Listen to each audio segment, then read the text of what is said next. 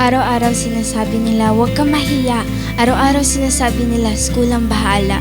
Ngunit, bakit palagi kang dapat handa? Maghanda kung may mangyayari mang masama. Dahil, bawat galaw, bantay sarado. Bawat hakbang, kailangan lumingin ka sa likuran mo. Ang lugar kung saan ka dapat masaya, ngayon natatakot ka nang puntahan pa.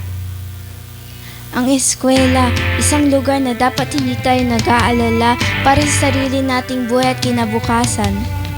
Ano na nga ba ang nangyari? Bakit pati mga batay naging bayolente?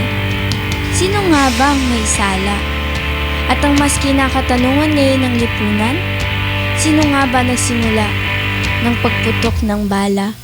Sumisigaw tayo ng hustisya, hustisya, ngunit kapag may hustisya, tayo ba'y magiging malaya? Malaya sa takot at alala na baka bukas ikay na lamang isang alaala. Huwag niyo kong maliin. Ang hustisya ay kailangan at ito'y makatarungan, ngunit nawawala sa ating paningin na ang salitang bakit ay isang tanong din. Bakit nga ba nagawa yan ng isang estudyante?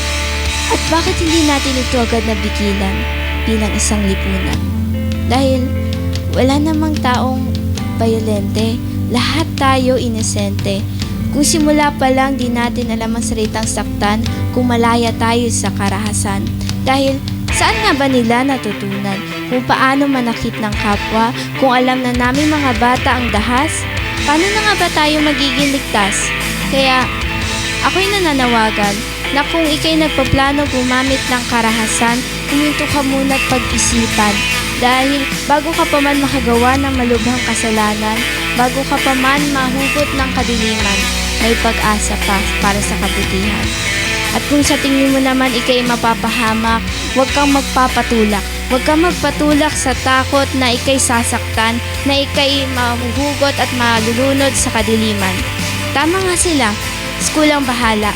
Ngunit kailangan din nating magsariling gawa upang ibalik ang eskwelang ligtas at masaya.